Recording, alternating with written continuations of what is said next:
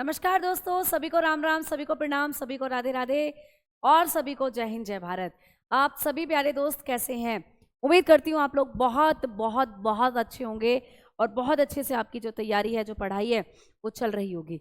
तो मैं भावना भाटी आप सभी प्यारे साथियों का स्वागत करती हूँ आपके अपने प्यारे से परिवार रोजगार विद अंकित एप्लीकेशन पर। जल्दी से सभी बच्चे क्लास के साथ आ जाइए। भाई हमारे डेमो हो चुके हैं समाप्त, डेमो हो चुके हैं फिनिश। अब हम लोग बढ़ रहे हैं अपने सेशन की तरफ और अब हम लोग बढ़ रहे हैं एप्लीकेशन पर अपनी पढ़ाई को लेकर आगे। तो दोस्तों जल्दी से आप लोग क्लास के साथ जुड़ जाइए। उसके बाद हमें अपने सेशन को आगे लेकर जाना है। और एक बार आप सभी ये भी बता दीजिएगा कि आप लोग मुझे सुन पा रहे हैं क्या? आप सभी प्यारे दोस्तों तक मेरी आवाज़ पहुँच रही है या नहीं? जल्दी से बताएंगे भाई सभी बच्चा। कमेंट सेक्शन में आकर सभी प्यारे दोस्त एक बार बताएंगे कि क्या आप लोग मुझे सुन पा रहे हैं। मुझे तो आप लोगों के कमेंट्स अच्छे से अब विजिबल हो चुके हैं। मैं देख पा रही हूँ सचिन हमारे साथ जुड़ चुके हैं, पीयूष हैं, राम है, रिंकी हैं, प्रशांत है, अनुज है, रुचि का नाम ले चुकी हूँ, सुरेंद्र हैं और हमारे साथ चेतना नाम की बच्चा है वो भी जुड़ चुका है, प्रदीप आ चुके हैं, ललित हैं, डिम्पल हैं, कोमल हैं, कमल हैं, गोविंद हैं। सब बच्चे मुझे आप लोगों के जो कमेंट्स हैं वो अच्छे से विजिबल हो रहे हैं। एक बार आप भी बता रहे हैं शायद कि यस मैम, यस मैम, आवाज़ आ रही है। तो चलिए अब चीज़ों को आगे लेकर चलते हैं और सेशन को शुरू करते हैं। तो भाई कल की क्लास में मैं आप लोगों को पढ़ा रही थी रक्त स्कंदन से संबंधित चीज़ें, यानी कि कल की क्लास में हम लोग पढ़ रहे थे ब्लड क्लोटिंग को। तो यहीं से हम लोग और चीज़ें शुरू करेंगे भाई ब्लड क्लोटिंग के साथ, ठीक है। ब्लड क्लोटिंग मैं आपको पढ़ा रही थी कल, रक्त स्कंदन हम लोग पढ़ रहे थे, ठीक है। अब तक जो हम लोग पढ़ चुके हैं उसमें हम लोगों ने पढ़ लिया कि ब्लड जो होता है एक कनेक्टिव टिश्यू है, संयोजी ऊतक। रुधिर जो होता है इसका अध्ययन हेमेटोलॉजी कहलाता है। रक्त का पीएच मान 7.4 है। रक्त एक बफर सॉल्यूशन है, बफर विलयन है, क्योंकि इसमें बाइकार्बोनेट और कार्बोनिक एसिड मिलकर रक्त का पीएच मान 7.4 बनाकर रखते हैं। जो रक्त होता है इसके बारे में हमने बात करी थी कि इसका निर्माण यौक अवस्था में मेसोडर्म में होता है, हेपेटिक अवस्था में लीवर करता है रक्त का निर्माण, और इससे आगे जो मैरो अवस्था आती है उसमें अस्थि मज्जा में रक्त का निर्माण होता है। रक्त के निर्माण की क्रिया को होम्योपोइसिस के नाम से जाना जाता है, ठीक है। अब हम लोग आगे बढ़ रहे थे कि मैम रक्त स्कंदन से जो क्वेश्चंस बनते हैं उन पर हमारी चर्चा चल रही थी। तो भाई हम लोग बात कर रहे हैं अब रक्त स्कंदन की, ठीक है। नोट्स बना रहा हूँ तो सिलेबस कमेंट निकल गया, बट आप नोट्स बना सकते हो प्यारे बच्चा, ठीक है। बिल्कुल आप अपने नोट्स बना सकते हो। फिर हमने रक्त के जो घटक थे उनको पढ़ा था, प्लाज्मा के बारे में पढ़ा था। प्लाज्मा में मैंने आपको बताई थी कि बहुत सारी प्रोटीन्स होती हैं जो 7% एरिया आपके प्लाज्मा का कवर करती है, जिसमें हमने बात कर ली थी किसकी, हेपेरिन की, हमने बात कर ली थी एल्ब्यूमिन की, हमने बात कर ली थी ग्लोबुलिन की, हम बात कर रहे थे फाइब्रिनोजन की। फाइब्रिनोजन से ही हमने ब्लड क्लोटिंग का जो फैक्टर है इसको उठाया था।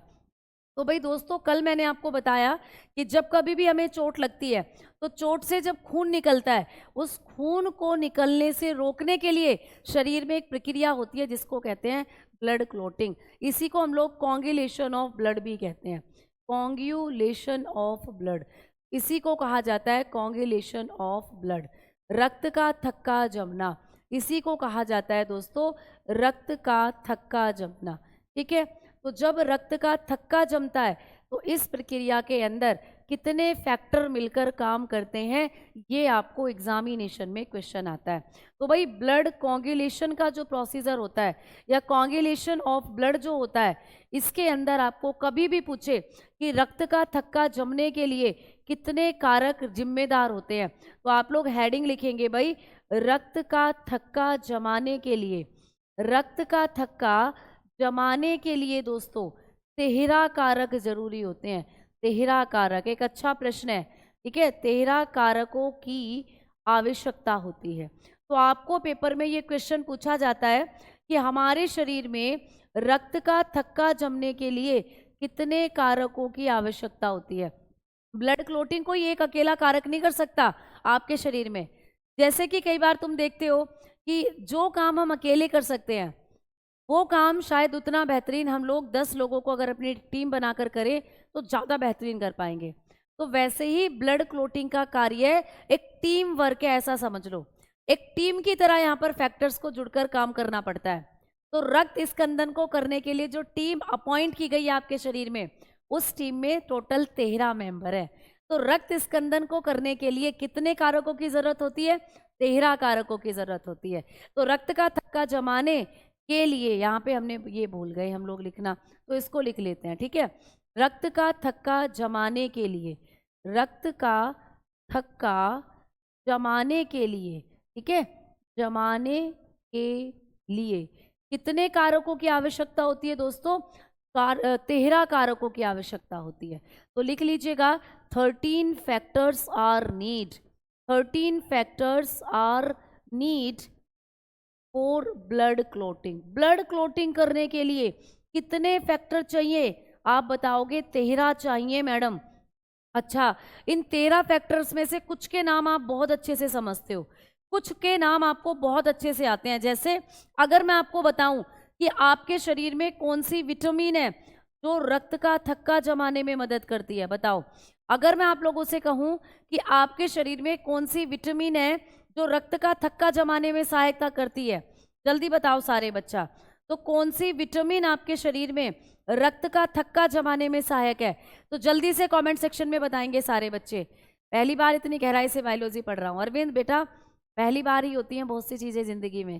पहला पहला प्यार है ना, पहला पहला सिलेक्शन, और पहले पहले जब आप चीज़ों को अच्छे से पढ़ते हो, तो यहाँ पर बहुत सी चीज़ें ज़िंदगी में पहली बार ही होंगी, पर उनका एक्सपीरियंस आपको बहुत बेहतरीन होगा, इतनी गारंटी है। तो बच्चे बता रहे हैं विटामिन के होती है रक्त का थक्का जमाने वाली विटामिन, बहुत बढ़िया बेटा। एल्ब्यूमिन तो एक प्रोटीन है, एल्ब्यूमिन कोई विटामिन नहीं है, कल पढ़ाया था ना, प्लाज्मा में पाई जाने वाली प्रोटीन है। हम तो यहाँ विटामिन की बात कर रहे हैं। तो रक्त का थक्का जमाने के लिए विटामिन के की जरूरत होती है बेटा, और विटामिन के ही इन 13 कारकों को जोड़ने का काम करती है। तो विटामिन के आपके शरीर में क्यों चाहिए? क्योंकि जब रक्त का थक्का जमता है तो ये जो 13 कारक है ना बेटा, इन 13 कारकों को एक साथ जोड़ने का काम ये विटामिन के ही करती है। तो चलिए अब मैं आपको कुछ चीज़ें बताकर चलती हूँ कि जब रक्त का थक्का आपके शरीर में जमता है तो रक्त स्कंदन से कुछ इंपॉर्टेंट पॉइंट मैं आपको बता देना चाहती हूँ। देखो समझना बेटा अच्छे से, स्कंदन कारक यानी कि क्लोटिंग फैक्टर कौन कौन है। तो भाई सबसे पहले तो रक्त स्कंदन कारकों के बारे में बताया किसने था, ये भी पूछा जाता है। तो देखेंगे यह सिद्धांत मैकफर्लेन और को वर्कर्स द्वारा दिया गया, मतलब मैकफर्लेन एक साइंटिस्ट का नाम है बेटा। तो मैकफर्लेन नाम के एक साइंटिस्ट थे और उनके साथ उनके सहयोगी थे, उन्होंने मिलकर सबसे पहले ब्लड क्लोटिंग फैक्टर या ब्लड क्लोटिंग फैक्टर्स को जो हम लोग इस्तेमाल करते हैं ब्लड में, उनके बारे में बताया था। ठीक है, तो जब भी आपको पेपर में क्वेश्चन आएगा कि ब्लड क्लोटिंग फैक्टर्स के बारे में सबसे पहले किसने बताया या रुधिर स्कंदक सिद्धांत को सबसे पहले किसने दिया, तो आंसर लगा के आना मैकफर्लेन और कोवर्कर। ठीक है, तो this theory was proposed by McFarlane and coworker. Point clear हो गया प्यारे बच्चों? क्लियर। चलो दूसरा, ये पॉइंट मैं अभी लिखवा चुकी हूं कि भाई रक्त स्कंदन में 13 कारक सहायक होते हैं। इस पॉइंट को अभी मैंने लिखवाया था पीछे, there are 13 factor involve in blood clotting. ठीक है, अब इन 13 कारकों को हम कैसे लिखते हैं मैडम? इन 13 कारकों को ऐसे नहीं लिखते 1 2 3 4, ऐसे नहीं लिखते, इनको रोमन नंबर में लिखा जाता है।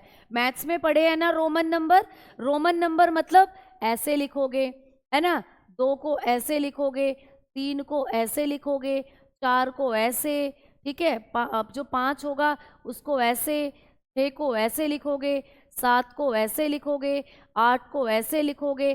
ठीक है, तो इस तरीके से ये रोमन नंबर में लिखे जाते हैं जो प्यारे बच्चा आपके जो ये फैक्टर होते हैं, रक्त को जमाने वाले जो 13 कारक है ना, ये रोमन नंबर में लिखे जाते हैं। क्लियर? चलो अब बात करते हैं कि मैम ये 13 कारक हमारे शरीर में कहाँ से आते हैं, कित्थे से आते हैं, कित्थे से कहाँ से आते हैं? तो ये 13 के 13 कारक आपका लीवर बनाता है। मैंने कल भी बताया था आपको कि आपके प्लाज्मा में जितनी प्रोटीन है सबको किसने बनाया? लीवर ने बनाया। तो रक्त को जमाने वाले जो 13 कारक है इनको भी लीवर ने बनाया बेटा, इनको भी यकृत ने बनाया। तो देखो लिखा हुआ है कि इन कारकों का संश्लेषण मुख्यतः यकृत करता है। तो बेटा ये सारे के सारे factor, these factors are primary synthesized by in the liver. तो आपके लीवर में ये सारे फैक्टर बनते हैं, आपका लीवर बनाता है इन 13 फैक्टर्स को, ठीक है। अब इन कारकों के संश्लेषण के लिए विटामिन के आवश्यक होती है। ये पॉइंट मैंने अभी अभी लिखवाया कि भाई आपके शरीर में जो विटामिन के होती है, ये विटामिन के क्या काम करती है, इन 13 फैक्टरों को एक्टिव करती है, इन 13 कारकों को एक्टिव करती है। वीडियो रिपीट हो रही है क्या, एक बार बताओ। वीडियो रिपीट हो रही है क्या, एक बार सभी बच्चे बताओ। कोई दिक्कत प्यारे बच्चा? रोमन नंबर में लिखा जाता है बेटा इनको, जब हम रिप्रेजेंट करते हैं तो इनका रिप्रेजेंटेशन रोमन नंबर में ही है, क्योंकि ये साइंटिस्ट रोमन थे तो इन्होंने रोमन नंबर में ही इनको रिप्रेजेंट किया था, ठीक है। समझ में आ गई बात? मैम लीवर कहाँ होता है? अभी जैसे मैं खड़ी हूँ ना, ये वाली मेरी राइट साइड है, ये वाली मेरी लेफ्ट साइड है, तो मेरा पेट के जस्ट नीचे राइट साइड में है लीवर। तो लीवर आपके पेट के नीचे राइट साइड में होता है, ठीक है। समझ में आ गई बात? नो प्रॉब्लम, नहीं मैम कोई दिक्कत नहीं, ठीक है बेटा, बहुत बढ़िया बहुत बढ़िया। चलो अब सुनो इधर। तो अब हमने कहा कि मैम जो ब्लड क्लोटिंग होता है इसको कोagulation ऑफ ब्लड के नाम से भी जानते हैं। अब रक्त का थक्का जमाने के लिए 13 फैक्टर जिम्मेदार होते हैं, इन 13 फैक्टर को एक्टिव करने का काम विटामिन के करती है। पेपर में क्वेश्चन आएगा कि कौन सी विटामिन रक्त स्कंदन के 13 कारकों को सक्रिय करती है, which vitamin activate the blood clotting factor या 13 ब्लड क्लोटिंग फैक्टर। तो आप बताओगे विटामिन के। और वही पॉइंट मैंने आपको यहाँ पर बताए कि भाई इस सिद्धांत को मैक फर्लेन और उनके सहयोगियों ने दिया था, और इसमें 13 कारक हैं जो इस्तेमाल होते हैं, इनको रोमन नंबर में लिखा जाता है, और इन कारकों का संश्लेषण कौन करता है? लीवर करता है। और मैडम इन कारकों के संश्लेषण के लिए कौन सी विटामिन आवश्यक है? विटामिन के। यही हाथों हाथ याद हो गए होंगे ये सारे पॉइंट आपको। अब चलते हैं कि मैम ये 13 कारक कौन से हैं बेटा। तो रक्त स्कंदन में जो इस्तेमाल होते हैं वो हैं ये 13 कारक। तो आप लोग देख पा रहे हो ये 13 कारक हैं जो रक्त स्कंदन में यूज होते हैं बेटा। अब इनमें से क्या मैम सारे याद करने हैं? बिल्कुल भी नहीं, सारे बिल्कुल भी याद नहीं करने हैं। मैम कौन कौन से याद करने हैं? चलो मैं बताती हूँ कौन कौन से याद करने हैं। देखो सबसे पहले आप इसको तो जानते ही हो, फाइब्रिनोजन को। सारे बच्चे जानते हैं क्या फाइब्रिनोजन को? मुझे बताओ कितने बच्चों ने ये नाम सुन रखा है फाइब्रिनोजन के बारे में? मैम किडनी कहाँ होता है? मैं तुम्हें सारे ऑर्गन पढ़ाऊंगी कि कहाँ कौन सा ऑर्गन कहाँ होता है। किडनी होती है तुम्हारी, जैसे मुड़ोगे ना यहाँ नीचे कमर के जस्ट नीचे की तरफ, यहाँ किडनी होती है बेटा, पेरिटोनियल कैविटी में होती है किडनी। तो किडनी यहाँ पीछे की तरफ आपकी कमर के नीचे होती है, ठीक है, क्लियर। तो यहाँ से चीजें आपको समझाऊंगी, समझ में आ गई बातें? चलो अब आगे बढ़ते हैं हम लोग। अच्छा एक बच्चे का मैसेज अभी मैंने देखा कि सेंटेंस को थोड़ा सा क्या लिखना है बेटा, किस तरीके से लिखे बताओ। तो रक्त का थक्का जमाने के लिए 13 कारकों की आवश्यकता होती है, ये पॉइंट मैंने आपको अभी भी बता ही दिया है, ठीक है, मैंने बता दिया बिल्कुल। और इनको एक्टिव, ये तो समझाने के लिए है बेटा, ये तो मैंने आपको समझाने के लिए यहाँ बताया है। इनको एक्टिव करने के लिए विटामिन के की आवश्यकता है। तो देखो तरीके से सारे पॉइंट यहाँ लिख दिए ना मैंने, देखो लिख दिए कि भाई रक्त स्कंदन को मैकफर्लेन ने बताया 13 कारकों की आवश्यकता होती है, इन कारकों को रोमन नंबर में लिखते हैं, इन कारकों का संश्लेषण यकृत करता है, इन कारकों को संश्लेषित करने के लिए विटामिन के की आवश्यकता है। तो बेटा इसीलिए तो ये चार्ट आपको दिखाया है, इसीलिए तो ये पॉइंट आपको दिखाए हैं, वो तो मैंने समझाने के लिए आपको बताया था कि भाई ऐसे 13 आपको कारक चाहिए और एक्टिव कौन करेगा? विटामिन के। चलो अब 13 कारक जो है वो ये है बेटा। अब मैम इनमें से क्या सारे हमें याद करने हैं क्या? तो बिल्कुल भी नहीं, आपको यहाँ से नंबर 1 कारक जो है ये याद करना है, फाइब्रिनोजन। कल बताया था ना, प्लाज्मा से निकलने वाली प्रोटीन है फाइब्रिनोजन, बहुत बढ़िया। मैम दूसरे नंबर पर याद करना है प्रोथ्रोम्बिन, बिल्कुल मैंने आपको कल ये भी बताया था, ये भी प्लाज्मा में घुली हुई प्रोटीन होती है, ये याद करना है आपको। मैम थ्रोम्बोप्लास्टिन, बेटा मैंने कल ये भी आपको बताया था थ्रोम्बोप्लास्टिन। मैम आपने कब बता दिया ये?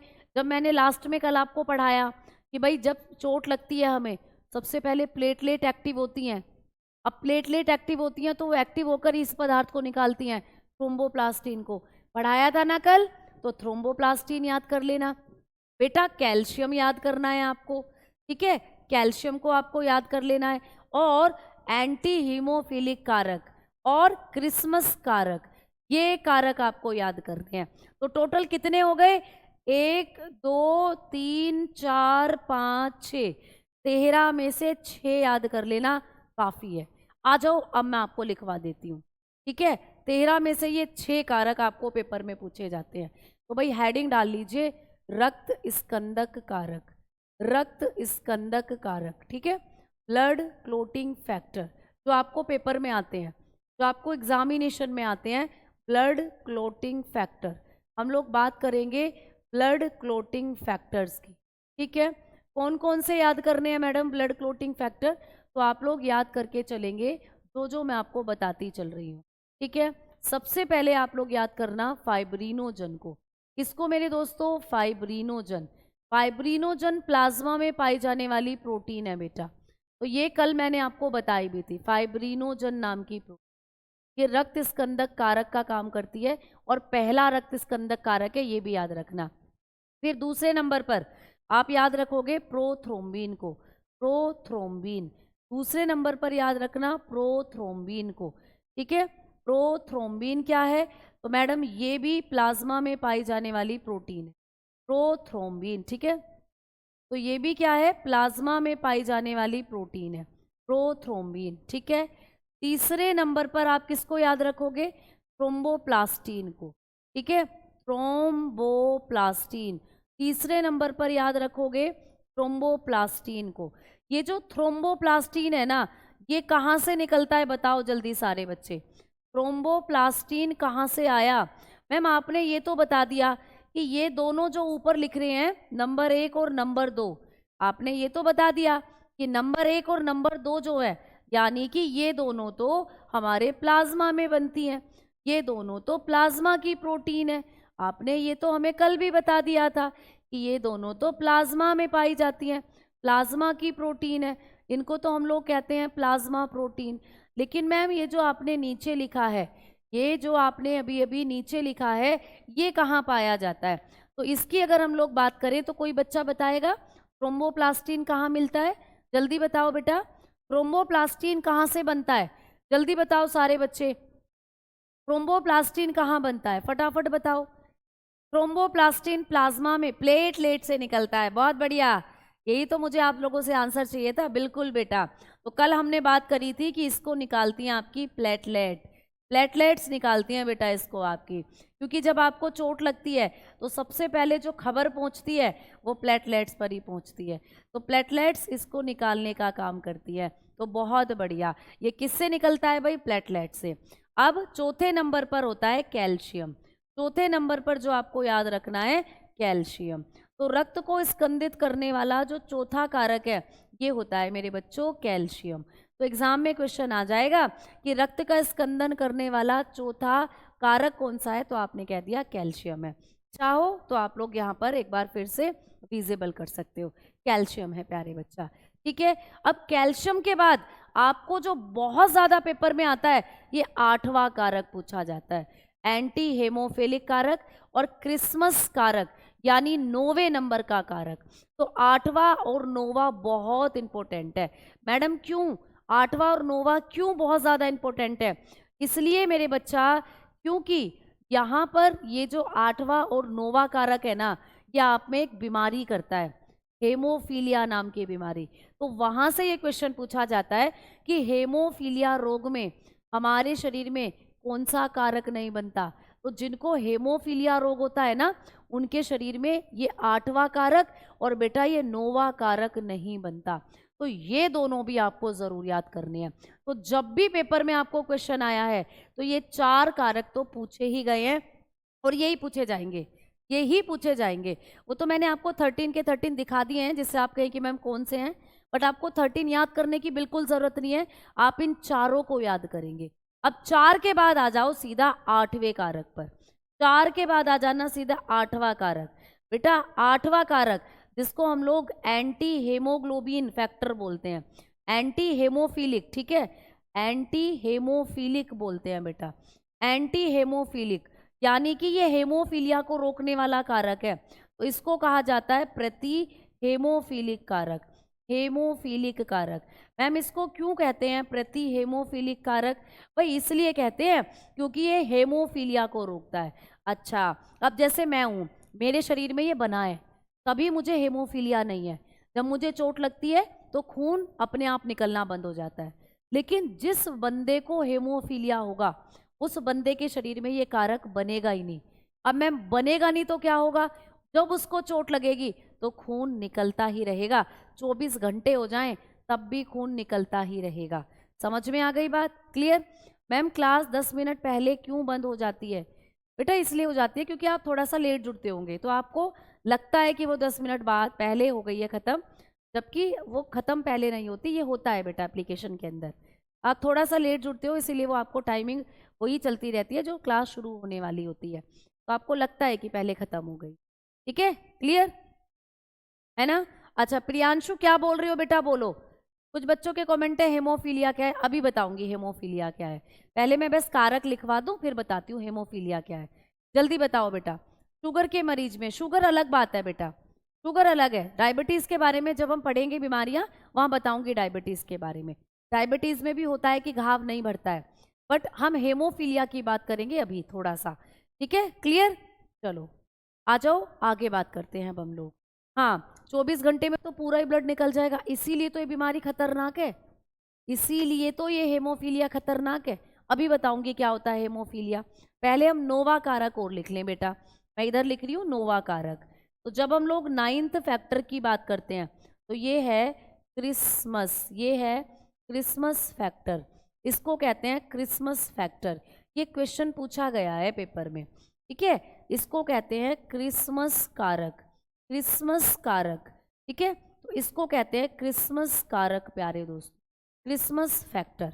ठीक है, तो जैसा कि आप लोग देखोगे तो ये रहा यहाँ पर क्रिसमस कारक या क्रिसमस फैक्टर। ठीक है, ये क्रिसमस एक व्यक्ति का नाम है बेटा, उसको हुई थी ये बीमारी क्रिसमस नाम के व्यक्ति को, इसीलिए इसको क्रिसमस फैक्टर बना दिया है। अब समझो, तो आप मुझे पहले सिर्फ इतना बता दो कि आपको ये फैक्टर समझ में आए कि भाई रक्त को जमाने वाले 13 फैक्टर्स में से हम लोगों को 4 तो ये शुरू वाले और 5 और 6 टोटल 6 पूछे जाते हैं पेपर में। तो आपको याद रखना है कि जो पहला कारक है फाइब्रिनोजन, दूसरा प्रोथ्रोम्बिन, तीसरा हो जाता है थ्रोम्बोप्लास्टिन, चौथा कैल्शियम है, चौथे के बाद डायरेक्टली 8 पर आना है एंटी हेमोफिलिक है, और फिर आ जाता है आपको 9वें नंबर पर क्रिसमस फैक्टर है। ठीक है, अब बात करते हैं कि कुछ बच्चों को डाउट है मैम हेमोफीलिया क्या होता है, तो बेटा आ जाओ थोड़ा सा आपको हेमोफीलिया के बारे में बताती हूँ। हेमोफीलिया बेटा, हेमोफीलिया जो होता है ये हेमोफीलिया एक आनुवांशिक रोग होता है बेटा। हेमोफीलिया क्या है? एक आनुवांशिक रोग है मेरे बच्चों। ठीक है, आप दोबारा भी इसको पढ़ोगे जब मैं बीमारियां पढ़ाऊंगी, लेकिन यहाँ पर भी बताकर चलती हूँ कि यह एक आनुवांशिक रोग है। क्लियर? तो यह क्या है बेटा? एक आनुवांशिक रोग है हेमोफीलिया। क्लियर दोस्तों? यह एक आनुवांशिक रोग है। दोस्तों समझ में आया? तो it is a genetic disease. आप बताएंगे it is a genetic disease. तो मेरे दोस्तों ये एक जेनेटिक डिजीज है, यानी ये बीमारी परिवार के परिवार में चलती है। जैसे मुझे हो गई तो मेरे बच्चों में हो जाएगी, मेरे बच्चों में हो गई तो उनके बच्चों में हो जाएगी, उनके बच्चों से उनके बच्चों में, उनके बच्चों में से उनके बच्चों में, पीढ़ी दर पीढ़ी चलती है ये बीमारी। तो ये एक आनुवांशिक रोग है बेटा। ठीक है, हाँ जी, haemophilia also called is royal disease, बिल्कुल सही बात। तो इसको हम लोग रॉयल डिजीज भी कहते हैं। कोई बच्चा बताएगा कि इसको रॉयल डिजीज क्यों कहते हैं? इसको हम लोग शाही रोग क्यों कहते हैं? बताओ। शाही रोग, कई बच्चों को शाही पनीर याद आ गया होगा, तो भैया इसको हम लोग शाही रोग कहते हैं। हेमोफीलिया का एक और नाम है, हेमोफीलिया को रॉयल डिजीज कहते हैं, शाही रोग कहते हैं। क्यों कहते हैं इसको शाही रोग? जल्दी बताओ। शाही पनीर तो तुम्हें याद आ ही गया होगा, शाही पनीर तो तुम जानते ही हो, आजकल शादी ब्याह भी बहुत चल रहे हैं भैया, तो शादी ब्याह में शाही पनीर तुम मारते ही हो जाकर मज़ेदार नान के साथ। तो भैया यहाँ पर एक शाही रोग भी है। शाही रोग इसको इसलिए कहते हैं क्योंकि इंग्लैंड की महारानी विक्टोरिया को ये बीमारी सबसे पहले हुई थी। ठीक है, तो एक महारानी थी, महारानी विक्टोरिया। दोस्तों महारानी, बताओ, महारानी थी, रानी भी नहीं, महारानी विक्टोरिया को ये बीमारी सबसे पहले हुई थी। ठीक है, तो इंग्लैंड की महारानी विक्टोरिया थी, उनको ये रोग सबसे पहले हुआ था बेटा, क्वीन विक्टोरिया थी बेटा, ठीक है। तो जो क्वीन थी, क्वीन विक्टोरिया, उनको ये बीमारी सबसे पहले हुई थी, ठीक है। तो विक्टोरिया नाम की महारानी थी बेटा एक, क्वीन विक्टोरिया, उनको ये बीमारी सबसे पहले हुई थी। इसीलिए इस बीमारी को हम लोग शाही रोग कहते हैं, क्योंकि वो शाही खानदान से बिलोंग करती थी, ठीक है। तो अब समझ में आया हीमोफीलिया क्या है, एक आनुवांशिक रोग है। अब ये 2 प्रकार का होता है बेटा, ठीक है, ये 2 प्रकार का होता है हेमोफीलिया। मैम कितने प्रकार का होता है, 2 प्रकार का होता है, ठीक है। हेमोफीलिया हैव 2 टाइप्स, हेमोफीलिया 2 प्रकार का होता है, हैव 2 टाइप्स। बेटा इसके 2 टाइप्स होते हैं। अच्छा मैम कौन कौन से होते हैं, तो यहाँ से आपने टाइप क्यों बताए, क्योंकि यही बताने वाली चीज़ है जिस पर मैं अभी डिस्कशन करूँगी। इसके 2 प्रकार होते हैं बेटा, एक होता है हेमोफीलिया ए, एक होता है दोस्तों हेमोफीलिया ए, है ना। एक क्या होता है भाई, हेमोफीलिया ए होता है, और एक होता है हेमोफीलिया बी, एक होता है हेमोफीलिया बी। तो 2 प्रकार के हेमोफीलिया होते हैं मैम, हेमोफीलिया ए और हेमोफीलिया बी। तो हमने लिख दिया यहाँ पर हेमोफीलिया ए और हेमोफीलिया बी। ABCD तो पढ़ते हो ना तुम, ए के बाद आता है बी, तो मतलब सेम यहाँ पर हेमोफीलिया ए और हेमोफीलिया बी होते हैं, ठीक है बच्चा। अब मैम ए और बी में अंतर क्या है, तो अंतर सिर्फ इतना है कि दोनों में अलग अलग शरीर के फैक्टर प्रभावित होते हैं। तो मैंने कहा कि रक्त को जमाने वाले 13 फैक्टर है ना। मैम क्वेश्चन भी कराएंगे बेटा, क्वेश्चन कराएंगे जब आपका चैप्टर कंप्लीट होगा, ठीक है। इसका कोई उपचार नहीं है हेमोफीलिया का, क्योंकि बेटा आनुवांशिक रोग है। अब आनुवांशिक है तो इसीलिए लाइलाज है, अगर इलाज होता तो भाई अगली पीढ़ी में क्यों जाने देते, ये बताना जरा। अब कोई माँ चाहेगी कि उसके बच्चे में कोई बीमारी जाए, नहीं, तो माँ अपना इलाज करा लेगी वहीं, और बच्चे में बीमारी जाएगी ही नहीं। तो बेटा इसीलिए इन बीमारियों को कोई इलाज ही नहीं है, तभी तो वो बीमारी माँ से बच्चे में, और बच्चे से फिर उसके बच्चे में, बच्चे से फिर उसके बच्चे में चली जाती है। तो ये लाइलाज होते हैं बेटा आनुवांशिक रोग, ठीक है ना। तो एक आनुवांशिक रोग है। वर्णांधता क्या है, वो होता है कलर ब्लाइंडनेस, वो बाद में पढ़ना आप जब मैं बीमारियां पढ़ाऊंगी। ये रक्त से संबंधित है इसीलिए यहाँ पर बता रही हूँ, ठीक है, आता है पेपर में इसलिए बता रही हूँ। तो देखो कलर ब्लाइंडनेस भी एक आनुवांशिक रोग है, जिसमें लाल और हरे रंग में अंतर नहीं कर पाते हम, तो वो बाद में पढ़ेंगे बेटा, ठीक है, एक एक करके पढ़ेंगे सारी चीजों को। तो ये 2 प्रकार का है, हेमोफीलिया ए, हेमोफीलिया बी। मैम ए में कौन सा कारक प्रभावित होता है, ये क्वेश्चन आएगा पेपर में, तो भाई चलो लिखो, नोट करो। हेमोफीलिया ए जो होता है प्यारे बच्चा, हेमोफीलिया ए, हेमोफीलिया ए, हेमोफीलिया ए में रक्त स्कंदक कारक, रक्त स्कंदक कारक, रक्त स्कंदक कारक 8th, जो 8th था प्यारे बच्चा, ठीक है, 8th प्रभावित हो। ये आपको पेपर में क्वेश्चन आया हुआ है, तो इस क्वेश्चन को आप लोग लिखेंगे, ठीक है बेटा। तो हेमोफीलिया ए जो होता है, इसके बारे में मैंने आपको बताया कि हेमोफीलिया ए में रक्त स्कंदक कारक 8 प्रभावित होता है, मतलब 8 शरीर में बनता ही नहीं है बेटा। तो ये क्वेश्चन आया था कि हेमोफीलिया ए से ग्रस्त व्यक्तियों के शरीर में किस प्रकार के रक्त स्कंदक कारक का अभाव होता है। In haemophilia A which type of blood clotting factor is absent. तो आप बताओगे कि जिनको भी हेमोफीलिया ए होता है उनके शरीर में 8वां कारक बनता ही नहीं है। 8वां कारक कौन सा था दोस्तों, बताना कमेंट सेक्शन में, जल्दी बताओ सारे बच्चा, 8वां कारक कौन सा था, फटाफट बताओ सारे बच्चे। हेपेटाइटिस, अरे भैया अब तो तुम सारी बीमारियों के नाम ले आओगे। हेपेटाइटिस है प्यारे बच्चे लीवर से संबंधित बीमारी, वो वायरस से होती है, तो वो तो आपकी वायरस के कारण होने वाली बीमारी है, वो पीढ़ी दर पीढ़ी नहीं चलेगी, वो आनुवांशिक नहीं है। एड्स आनुवांशिक है, कभी कभी हो सकता है एड्स आनुवांशिक, मम्मी से जब बच्चे को हो तब जेनेटिक हो सकता है, अदरवाइज नहीं है, ठीक है। चलो हाँ, तो AHG बिल्कुल एंटी हेमोफिलिक जो आप लोगों का फैक्टर था वो यहाँ पर नहीं बनता है। तो मतलब 8वां कारक जो मैंने आपको बताया था, आपने पढ़ा था ना, एंटी हेमोफिलिक कारक जो था बेटा, ये AHG एंटी हेमोफिलिक फैक्टर या एंटी हेमोफिलिक ग्लोबिन जो था ये नहीं बनता है प्यारे बच्चे, जो हेमोफीलिया से ग्रस्त व्यक्ति होते हैं उनके अंदर। तो इसीलिए हमने यहाँ पर लिखा कि भाई हेमोफीलिया ए में रक्त स्कंदक कारक 8 प्रभावित होता है। तो मतलब ये यहाँ पर आपको पूछा गया प्रश्न है, ठीक है। तो लिख लीजिएगा फैक्टर, आप लोग लिखेंगे इन हेमोफीलिया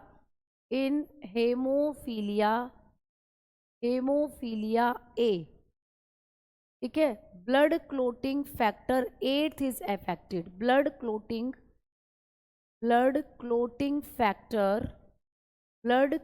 फैक्टर 8 भाई रोमन नंबर में लिखते हैं तो इसीलिए हम इसी तरीके से लिखेंगे 8th इज अफेक्टेड।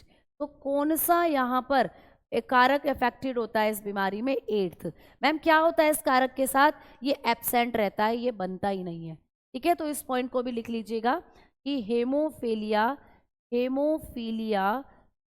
हेमोफीलिया ए में 8वां कारक, ठीक है, 8वां कारक का अभाव होता है। अभाव जानते हो बेटा, मतलब ये बनता ही नहीं है, ये मिस हो जाता है, किसी भी तरीके से ये क्या हो जाता है? मिस हो जाता है। तो रोगी को जब चोट लगती है तो खून जम ही नहीं पाता, यानी रक्त का स्कंदन हो ही नहीं पाता। तो बताएंगे in haemophilia A eighth blood clotting factor is absent. 8th blood clotting factor is absent. Clear? समझ में आ गई बात? तो भाई 8th blood clotting factor absent होता है, ये क्वेश्चन पेपर में ऐसे पूछा जाएगा आपको। समझ में आ गई बात? ठीक है ना। अब चलते हैं आगे की तरफ कि मैम दूसरा टाइप बताओ, हेमोफीलिया बी में क्या होता है। ये तो हेमोफीलिया ए था भाई, हेमोफीलिया ए में जो 8th फैक्टर था, 8वां कारक जो था वो बनता ही नहीं है, अभाव रहता है, यही 8वां कारक ही प्रभावित होगा। इसी पर जो है क्या होगा प्यारे बच्चे? इन्फेक्शन होगा, और ये जो 8वां कारक है ये बनता ही नहीं है। अब बात करते हैं हेमोफीलिया बी की। हेमोफीलिया बी में क्या होता है? तो अब अगला पॉइंट है कि हेमोफीलिया बी में आपको पूछेगा कि कौन सा कारक प्रभावित होता है। तो हेमोफीलिया बी में ठीक है, नोवा कारक, ठीक है, नोवा कारक नहीं बनता या नोवे कारक का अभाव होता है। तो दोनों तरीके के पॉइंट आपको बहुत इंपॉर्टेंट है। क्लियर? तो बताएंगे इन हेमोफीलिया बी, भाई हेमोफीलिया बी के अंदर क्या होता है? 9th factor is absent. तो किस प्रकार के हेमोफीलिया में कौन सा फैक्टर एब्सेंट होता है, ये पेपर में पूछा जाता है। तो अब बता दोगे ना बेटा? तो भाई हेमोफीलिया बी में 9th फैक्टर है एब्सेंट रहता है, हेमोफीलिया ए में 8th फैक्टर एब्सेंट रहता है। 8th फैक्टर क्या था? एंटी हेमोग्लोबिन जो कारक था वो आपका क्या था? एंटी हीमोफिलिक कारक जो था वो 8th फैक्टर था। लेकिन 9 फैक्टर की अगर बात करें तो उसको कहते थे क्रिसमस फैक्टर। तो इसमें क्रिसमस फैक्टर जो है वो एब्सेंट रहता है हेमोफीलिया बी में। अच्छा मैम, हेमोफीलिया की बीमारी की पहचान कैसे होगी? कैसे हेमोफीलिया के बारे में पहचाना जाएगा? तो अब मैं आपको बता रही हूँ हेमोफीलिया के लक्षण। कभी भी आपको पूछे कि हेमोफीलिया नाम की जो बीमारी होती है इसके लक्षण क्या हो सकते हैं, तो हेमोफीलिया के लक्षण बेटा, हेमोफीलिया के लक्षण की जब हम लोग बात करते हैं, सिम्टम्स की बात करते हैं जब हम लोग, तो यहाँ पर हेमोफीलिया के कोई बेसिक सिम्टम नहीं है। सिम्टम्स ऑफ हेमोफीलिया, सिर्फ यहाँ पर एक सिम्टम आपको याद रखना है कि रक्त का थक्का नहीं जमता बेटा, चोट लगने पर रक्त का थक्का नहीं जमता। ठीक है, तो आप लोग बताएंगे कि हेमोफीलिया चाहे ए हो चाहे बी, दोनों के लक्षण सेम होते हैं कि घाव होने पर या चोट लगने पर रक्त का थक्का नहीं जमता। चोट लगने पर रक्त का थक्का नहीं जमता बेटा। अब समझ रहे हो ना, रक्त का थक्का जमने वाले कारक इन्हीं को कहते हैं, रक्त का थक्का नहीं जमता। तो ये होता है हेमोफीलिया। चोट लगी तो आप लोग नॉर्मली क्या देखते हो भाई, जैसे चोट लग गई, मुझे आलू काट रही थी, हाथ कट गया, खून निकल रहा है, तो क्या पूरे दिन खून ही निकलता रहेगा क्या? अरे भैया 6 से 10 मिनट में अपने आप खून रुक जाएगा, अपने आप बंद हो जाएगा खून। अगर हम लोग ब्लड क्लोटिंग टाइम की बात करें, अगर हम लोग बात करें कि मैम ब्लड क्लोटिंग टाइम कितना होता है, कितनी देर में रक्त का थक्का जम जाएगा, ब्लड क्लोटिंग टाइम कितना होता है नॉर्मली जब हम लोग बात करते हैं रक्त का थक्का, रक्त स्कंदन का समय कितना होता है, कितने समय में रक्त का स्कंदन हो जाना चाहिए। तो जब हम रक्त स्कंदन के समय की बात करते हैं तो 6 से 10 मिनट में आपकी चोट से खून रुक जाना चाहिए। आपको जो चोट लगी है उससे 6 से 10 मिनट में खून रुक जाना चाहिए पूरी तरीके से। लेकिन अगर ऐसा नहीं हो रहा है, चोट से खून निकल रहा है, आपको कितने 10 घंटे हो गए हैं, आपको 12 घंटे हो गए हैं, फिर भी धीरे धीरे खून निकलता जा रहा है चोट से, तो समझ लेना फिर कुछ दिक्कत है। फिर हेमोफीलिया का टेस्ट कराया जाता है और उसमें आप पॉजिटिव आते हो। तो ये होता है बेटा हेमोफीलिया। तो हेमोफीलिया में क्या होता है, चोट लगने पर रक्त का थक्का नहीं जमता, ठीक है। Blood clotting is not done, blood clotting is not done, ठीक है। तो ब्लड क्लोटिंग नहीं होती है, तो इसी बीमारी को हम लोग कहते हैं दोस्तों हेमोफीलिया। अब मुझे बताओ यहाँ तक के फैक्टर आपको क्लियर हुए, यहाँ तक के फैक्टर क्लियर हुए, फिर कैसे होता है बेटा, इंजेक्शन लगवाना पड़ता है। अगर किसी को हेमोफीलिया ए है तो उसको कारक 8 का इंजेक्शन लगाया जाएगा, अगर किसी को हेमोफीलिया बी है तो उसको कारक 9 का इंजेक्शन लगाया जाता है। तो आपको इंजेक्शन लगवाकर हर बार चोट से खून को रुकवाना पड़ेगा। तो दोस्तों ये होता है हेमोफीलिया, हर बार डॉक्टर के पास जाकर इंजेक्शन लगवाना पड़ेगा। ये जो आपके फैक्टर होते हैं, फैक्टर 8 का और फैक्टर 9 का, तब जाकर खून बहना रुकेगा बेटा। तो पॉइंट से क्लियर हुए भाई सारे। अब कुछ भी पूछ ले आपको रक्त स्कंदन से, मैम हम बता कर आ जाएंगे पेपर में, बहुत बढ़िया। तो यही फैक्टर पूछता है, यही सारे फैक्टर आपको याद करने हैं। ये इन किन फैक्टर्स के कारण कौन सी, यानी किस बीमारी में, किस प्रकार के हेमोफीलिया में कौन सा फैक्टर प्रभावित होता है, ये पूछा जाता है। अब मैं बढ़ रही हूँ तुम्हें लेकर आगे। अब मेरा एक छोटा सा पॉइंट है जनरल नॉलेज वाला, भाई थोड़ा सा पढ़ रहे हैं तो क्यों ना हम लोग थोड़ी सी कॉमन चीजें भी समझ के चले। कौन बच्चा बताएगा कि हेमोफीलिया डे कब बनाया जाता है, हेमोफीलिया डे। ये आपका स्टैटिक का क्वेश्चन हो सकता है, लेकिन फिर भी हम लोग बात करके चलेंगे। बायोलॉजी में मैं आपको थोड़े जो स्टैटिक के पॉइंट है वो बताती चलूंगी। हेमोफीलिया डे कब बनाया जाता है, कौन बच्चा बताएगा। हेमोफीलिया दिवस, अगर हम लोग बात करते हैं हेमोफीलिया दिवस की, तो आप लोग बताते हो कि भाई ये 17 अप्रैल को बनाया जाता है। कब बनाया जाता है मेरे दोस्तों, 17 अप्रैल को। अब 2026 में 17 अप्रैल को बनाया जाएगा हेमोफीलिया डे, ठीक है। तो हेमोफीलिया डे भी आपको पेपर में पूछा जाता है। मैम कब क्वेश्चन, एक बच्चे का शायद क्वेश्चन को लेकर डाउट है, बेटा जब चैप्टर कंप्लीट हो जाएगा ना तब हम करेंगे बेटा क्वेश्चंस। हाँ जी भाई, सबके कमेंट दिख रहे हैं, मुझे सबके कमेंट दिख रहे हैं, ठीक है। चलो अब हेमोफीलिया जो डे है वो एवरी ईयर, हर साल 17 अप्रैल को बनाया जाता है। इस बार जो हेमोफीलिया डे बनाया गया था, यानी 2025 में जो हेमोफीलिया डे बनाया गया था, उसकी थीम क्या थी, ये आपको पेपर में आ सकता है।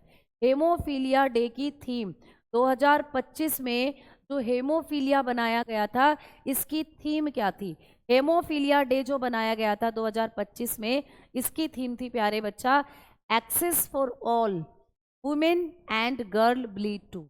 तो ये थीम थी प्यारे बच्चा 2025 में, यानी 17 अप्रैल 2025 को जो अभी आपका हेमोफीलिया डे बना था 2025 में 17 अप्रैल को, इसकी थीम जो थी वो आपको पेपर में आ सकती है। तो इसकी थीम की बात करें तो इसकी थीम थी बेटा, इंग्लिश में ही आएगी ऐसे ही लिखी हुई, access for all, women and girl bleed too. तो ये थीम थी, इसको भी थोड़ा सा याद रखोगे, ठीक है ना। चलो आ जाओ आगे बात करते हैं, है ना। हेमोफीलिया डे के है बेटा, देखो हमारे भारत में या पूरे विश्व में जो भी स्पेशल डे होते हैं उनको किसी ना किसी दिन रखा जाता है। तो महारानी विक्टोरिया के अंदर ये बीमारी जब डिटेक्ट हुई थी, तो उसी टाइम को ध्यान में रखते हुए हेमोफीलिया डे विश्व भर में 17 अप्रैल को बनाया जाता है बेटा, 17 अप्रैल को बनाया जाता है, ठीक है। क्लियर है ना। चलो आ जाओ आगे बात करते हैं। अब बढ़ते हैं आगे की तरफ कि मैडम अब हमने जो ब्लड के अंदर जो आपकी प्रोटीन थी उनके बारे में बात कर ली, यानी कि हमने बात कर ली एल्ब्यूमिन के बारे में, हमने बात कर ली ग्लोबुलिन के बारे में, हमने बात कर ली फाइब्रिनोजन के बारे में, ठीक है। अब आपका जो प्लाज्मा है इसमें जो प्रोथ्रोम्बिन है इसके बारे में भी मैंने आपको बता दिया कि प्रोथ्रोम्बिन भी आपका ब्लड क्लोटिंग फैक्टर में ही इस्तेमाल होती है। देखो ये लिख रहा, तो वे प्रोथ्रोम्बिन भी क्या होती है, ब्लड क्लोटिंग में ही आपकी इस्तेमाल होती है। तो कुल मिलाकर प्लाज्मा की प्रोटीन को हमने कर लिया। अब हम बात करेंगे कि मैम अभी ये प्लाज्मा ही तो चल रहा था भाई सारा, ये सारी आपकी जो प्रोटीन है किस में पाई जाती थी, प्लाज्मा में ही तो पाई जाती थी। तो कल की क्लास में हमने प्लाज्मा शुरू करा था, प्लाज्मा की प्रोटीन पढ़ते आ रहे थे हम लोग, तो फाइब्रिनोजन प्रोटीन पर आकर रुके थे। फाइब्रिनोजन से ही हमने रक्त का थक्का जमने की प्रक्रिया को पढ़ा, तो ये पूरा ब्लड क्लोटिंग हमने पढ़ लिया। अब चलते हैं प्लाज्मा के बारे में, अगला पॉइंट हम लोग पढ़ेंगे। प्लाज्मा में जो अदर पदार्थ आपको देखने को मिलते थे, प्लाज्मा के अंदर जो खनिज पदार्थ देखने को मिलते थे, उनसे भी क्वेश्चन आ जाता है। तो प्लाज्मा के खनिज, प्लाज्मा में कौन कौन से खनिज पदार्थ मिलते हैं, तो प्लाज्मा के खनिज पदार्थ यानी कि mineral in plasma, minerals of plasma ऐसे लिख सकते हो। आपको पूछ सकता है कि हमारे रक्त के प्लाज्मा में कौन कौन से खनिज पदार्थ पाए जाते हैं। भाई प्रोटीन तो पढ़ ली प्लाज्मा के अंदर, अब बात करते हैं प्लाज्मा में पाए जाने वाले खनिज। मैंने कल बताया था कि 0.9% में आपके प्लाज्मा में क्या मिलते हैं, खनिज और नमक मिलते हैं, सोल्ट मिलते हैं, नमक मिलते हैं। तो कौन कौन से खनिज प्लाज्मा में मिलते हैं, तो आप बताते हो कि मैम आपके प्लाज्मा में मिलता है सोडियम। हमारे प्लाज्मा में कौन सा खनिज मिलता है भाई, सोडियम पाया जाता है, ठीक है, बहुत बढ़िया। मैम हमारे प्लाज्मा में मिलता है पोटेशियम, क्या पाया जाता है बेटा, पोटेशियम। पोटेशियम, इसको विटामिन के मत समझ लेना, विटामिन के भी ऐसे लिखी जाती है, लेकिन ये पोटेशियम है, ठीक है। तीसरे नंबर पर हमारे प्लाज्मा में पाया जाता है क्लोरीन, क्या पाया जाएगा भाई, क्लोरीन पाया जाएगा, हमारे प्लाज्मा में मिलता है क्लोरीन। तो सोडियम मिलेगा दोस्तों, सोडियम का सिंबल Na होता है। मैम पोटेशियम मिलेगा, बिल्कुल, तो पोटेशियम को हम लोग किसके द्वारा सिंबलाइज करते हैं, पोटेशियम को K से सिंबलाइज करेंगे। मैम क्लोरीन मिलेगा, बिल्कुल बेटा, तो हमारे प्लाज्मा में क्लोरीन भी मिलता है, ठीक है, क्लोरीन। अच्छा मैम और क्या मिलता है हमारे प्लाज्मा में, मैग्नीशियम भी मिलता है बेटा, ठीक है, मैग्नीशियम। तो हमारे प्लाज्मा के अंदर मैग्नीशियम भी पाया जाता है। तो हम लोग बताएंगे कि मैग्नीशियम भी प्लाज्मा के अंदर देखने को मिलता है, मैग्नीशियम। तो आपको कभी भी पेपर में पूछे कि प्लाज्मा में कौन कौन से खनिज पाए जाते हैं, तो सोडियम हुआ, पोटेशियम हुआ, ठीक है, क्लोरीन हुआ, मैग्नीशियम हुआ, और बताकर चलते हो कैल्शियम। कैल्शियम को भी आप पढ़ चुके हो, वैसे आपके प्लाज्मा में कैल्शियम भी पाया जाता है, ठीक है। ये चीज़ें भी आपको एग्जामिनेशन में पूछी जा सकती है। अब चलते हैं आगे की तरफ, तो ये पॉइंट भी क्लियर। अब हम बढ़ेंगे कि मैम प्लाज्मा के अंदर ये सारी चीज़ें हमें देखने को मिलती हैं, तो ये सब हमने अब ऑलमोस्ट प्लाज्मा के बारे में पढ़ लिया। अब बढ़ते हैं आगे की तरफ और बात करते हैं आपकी ब्लड सेल्स की, यानी रुधिर कोशिकाओं की। तो भाई आ जाइए, अब बात करते हैं रुधिराणु की, यानी ब्लड कार्पेसल्स की। तो कहानी एक बार फिर से देखो, कल प्लाज्मा बताया था, आपको कहा था कि रुधिर के 2 घटक हैं, ये प्लाज्मा है बेटा, प्लाज्मा। प्लाज्मा को पूरा कंप्लीट कर चुके हैं, प्लाज्मा की सारी प्रोटीन पढ़ ली, प्लाज्मा में सारे खनिज थे वो पढ़ लिए। अब बारी आती है किसकी, ब्लड सेल्स की, अब बारी आती है ब्लड कार्पेसल्स की। तो रुधिर कोशिकाएं या रुधिराणु जिनको हम लोग कहते हैं बेटा, इन्हीं को कहा जाता है रुधिर कोशिका, इन्हीं को कहते हैं हम लोग रुधिर कोशिका। तो कई बार बच्चे कंफ्यूज हो जाते हैं कि मैम रुधिर कोशिका अलग है क्या, तो अलग नहीं है, इन्हीं को कहते हैं ब्लड सेल, यही है आपकी ब्लड सेल्स, इन्हीं को हम लोग ब्लड सेल्स के नाम से भी जानते हैं मेरे दोस्तों। तो जब हम लोग बात करते हैं कि मैम रुधिर में कौन कौन सी ब्लड सेल होती हैं, तो हमारे ब्लड में 3 तरीके की ब्लड सेल होती हैं बेटा। एक होती है RBC, ठीक है, RBC जिसको कहते हैं लाल रक्त कोशिका, लाल रक्त कोशिका, RBC की फुल फॉर्म लाल रक्त कोशिका या रेड ब्लड सेल, इनको हम लोग कहते हैं रेड ब्लड सेल, ठीक है। दूसरा मैम हमारे रक्त में होती है WBC, WBC जिसको कहा जाता है सफेद रक्त कोशिका, सफेद रक्त कोशिका, क्लियर, जिसको क्या कहते हैं मेरे दोस्तों, सफेद रक्त कोशिका, यानी कि वाइट ब्लड सेल, इनको कहते हैं वाइट ब्लड सेल, ठीक है ना। चलो बहुत बढ़िया, बहुत शानदार। और तीसरी होती हैं प्लेटलेट, जिनके बारे में बार बार अभी हम पढ़ रहे थे, प्लेटलेट्स, जिनको हम लोग हिंदी में कहते हैं बिम्बाणु। तो ये 3 तरीके की कोशिकाएं आपके रक्त का निर्माण करती हैं, ठीक है। अच्छा, ये तीनों क्या हैं, जल्दी बताओ। ये तीनों ब्लड का कैसा पार्ट बनाती हैं? ठीक है बेटा, पीवाईक्यू बिल्कुल करवाऊंगी। मैंने कहा ना कि सिर्फ रेलवे के पीवाईक्यू नहीं करवाऊंगी, अब तक ब्लड से जितने भी किसी भी एग्जाम में क्वेश्चन पूछे हैं वो सब करवाऊंगी। तो काहे चिंता कर रहे हो, काहे चिंता और फिक्र, जब हम हैं तमरे संग, तो बिल्कुल परेशान नहीं होना तुम लोगों को।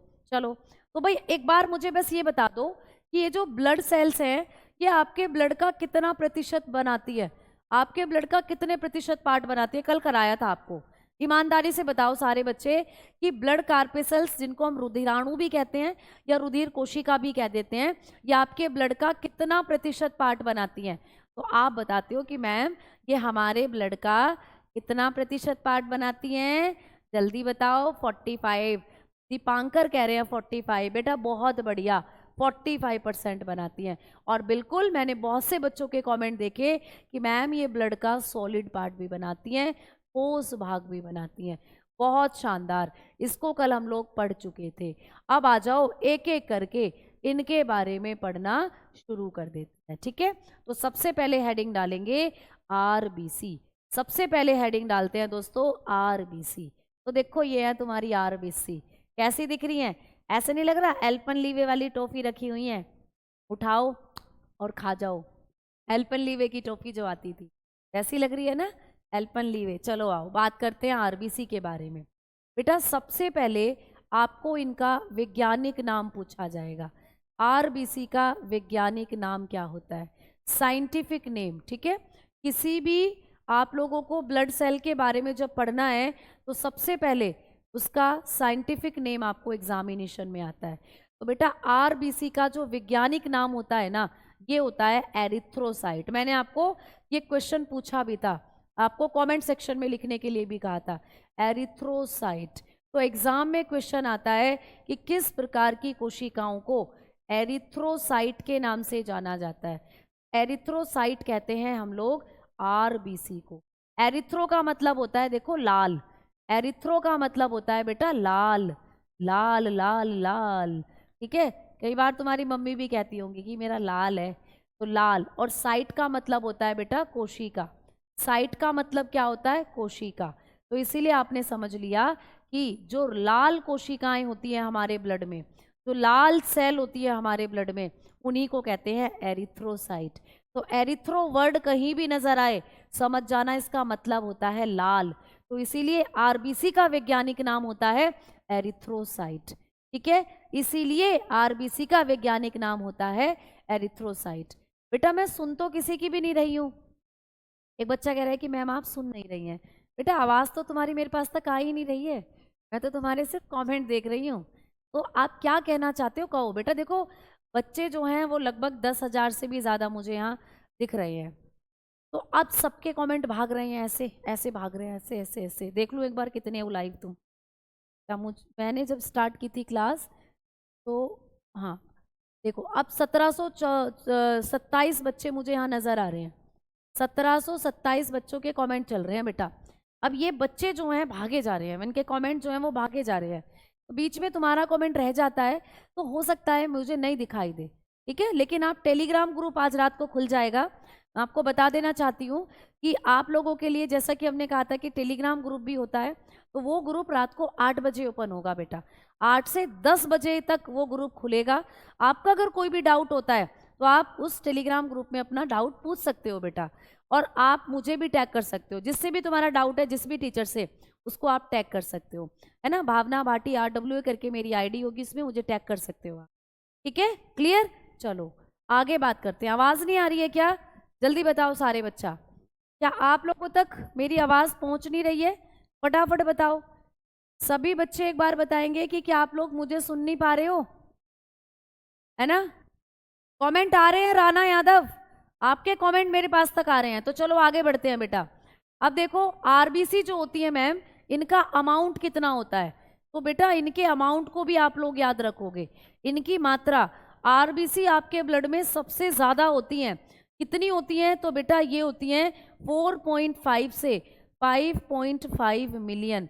तो देखो इनकी संख्या मिलियन में होती है। तो कौन सी रक्त कोशिकाएं हमारे शरीर में सबसे ज्यादा होती हैं? तो आप बताते हो आरबीसी सबसे ज्यादा होती हैं।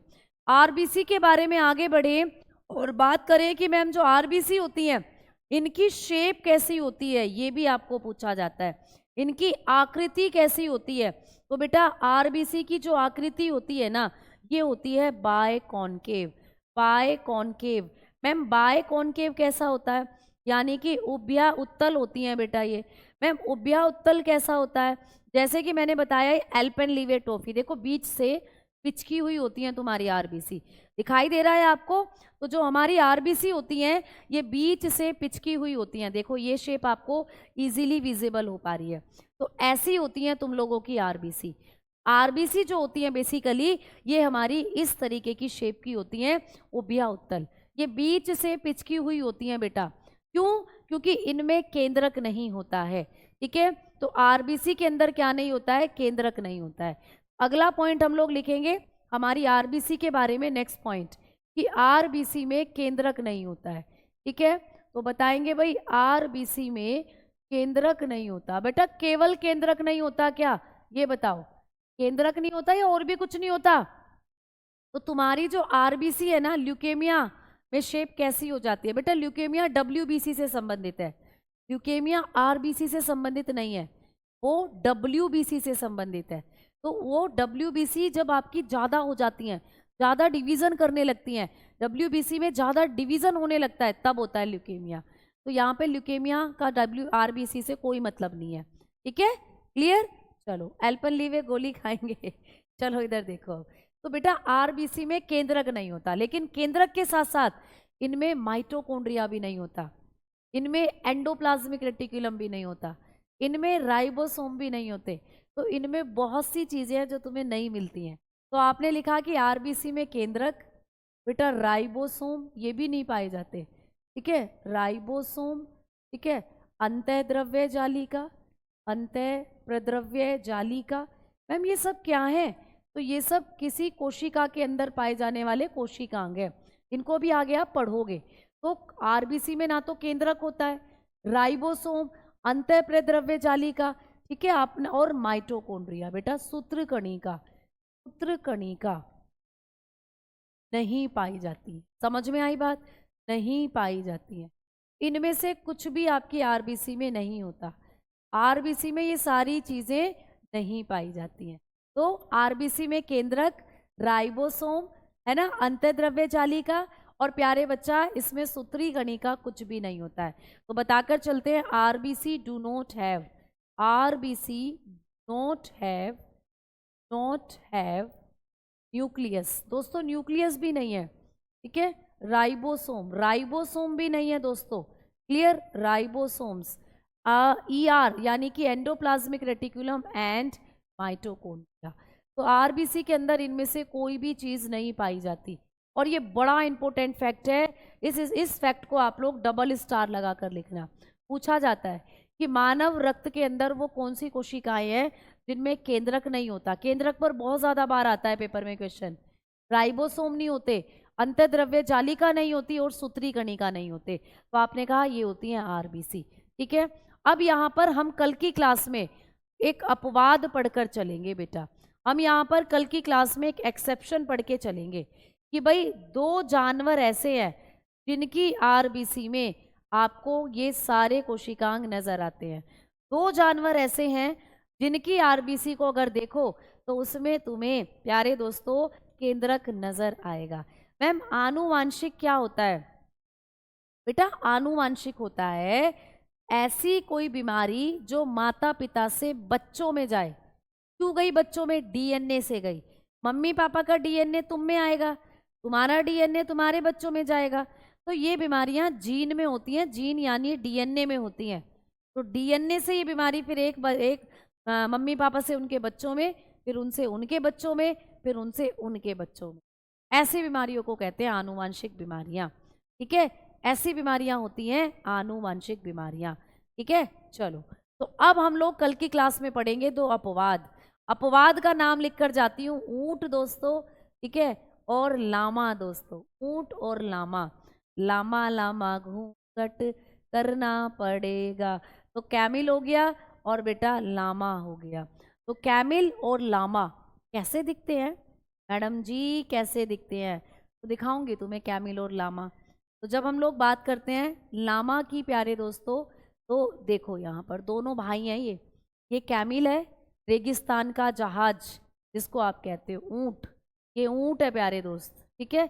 और ये है इसका दोस्त लामा, ये लामा है बेटा। तो ऊंट और जो लामा होते हैं ना, इनके अंदर जो आरबीसी है, मान लो ये ऊंट की आरबीसी है, देखो ये रही, इनके अंदर जो आरबीसी है इनमें केंद्रक पाया जाता है। वैसे ही लामा की जो आरबीसी है इनमें केंद्रक पाया जाता है। तो यही क्वेश्चन पेपर में आता है कि किसकी आरबीसी में केंद्रक पाया जाता है। तो बताओगे ये है केंद्रक, न्यूक्लियस। तो ऊंट और लामा की आरबीसी में न्यूक्लियस पाया जाता है, केंद्रक पाया जाता है ना। ऐसे लामा की आरबीसी में देखो ये बैठा केंद्रक, ये बैठा केंद्रक। तो ऊंट और लामा जो होते हैं बेटा, इनकी आरबीसी में केंद्रक पाया जाता है, हैव न्यूक्लियस, ठीक है। तो इनके पास जो इनकी रेड ब्लड सेल है उसमें क्या होता है, उसमें न्यूक्लियस होता है। तो यही क्वेश्चन आता है कि कौन से दो स्तनधारी ऐसे हैं। ये क्या है बेटा, ये स्तनधारी है, मैमल है, ये भी दूध देता है, ये भी दूध देता है, यानी अपने बच्चों के लिए दूध का निर्माण करते हैं और बच्चों को जन्म देते हैं। तो ये क्या होते हैं बेटा, ये स्तनधारी हैं। तो स्तनधारी जो होते हैं उनकी आरबीसी में आपको केंद्रक नहीं मिलता, लेकिन ये दो ऐसे स्तनधारी हैं जिनकी आरबीसी में केंद्रक मिलता है। तो इस पॉइंट पर हम लोग चर्चा कर रहे होंगे कल की क्लास में। तो यहाँ से देखोगे जब आप लोग, तो ये आपकी आरबीसी हैं, और मैम देखो ये ऊंट की आरबीसी हैं। तो इनकी शेप में भी आपको अंतर दिखता है। आपकी आरबीसी में केंद्रक नहीं है इसीलिए बाय कॉनकेव है ना। और इनकी आरबीसी की शेप आपको दिख रही है, थोड़ी सी ओव्यूल शेप है, अंडाकार जिसको बोलते हो। तो यहाँ इनकी शेप अलग होती है ऊंट की। तो कल इनके बारे में हम लोग बात करेंगे, ठीक है। चलो, है ना। चलो, तो बेटा उम्मीद करती हूँ आपको चीज़ें समझ में आई होंगी। देखो, कॉन्सेप्ट कम पढ़ो लेकिन पढ़ो इतना कि समझ में आता चले। तो इसीलिए मेरा ये उद्देश्य है, एक बार बैच खरीद लो, दोबारा ना खरीदो कभी भी जीवन में। और हर एक कॉन्सेप्ट को हम लोग आराम से तसल्ली पूर्वक उसको क्या कर रहे हैं, सोल्व आउट करते चल रहे हैं। कैसे क्वेश्चन बनेगा वो भी मैं आपको बताती चल रही हूँ। साथ में जब चैप्टर खत्म हो जाएगा तो PYQ भी आपको कराऊंगी। बेटा आरबीसी का लाइफ स्पैन 120 दिन है, सब करेंगे कल। अभी हम आरबीसी के बारे में ही तसल्ली से बात करेंगे। आज टाइम हो गया है तो आरबीसी के बारे में हम लोगों ने कुछ ही पॉइंट है जो करे हैं। बाकी कल की क्लास में हम लोग आरबीसी का जीवन काल, इनकी मृत्यु कहाँ होती है ना, इनका काम क्या होता है, इनमें आपको हेमोग्लोबिन मिलता है, हेमोग्लोबिन के बारे में पढ़ेंगे, सारी चीज़ें कल पढ़ेंगे, ठीक है। क्लियर? तो bye bye, tata, take care, अपना ध्यान रखिए, मस्त रहिए, मुस्कुराते रहिए, मिलते हैं कल।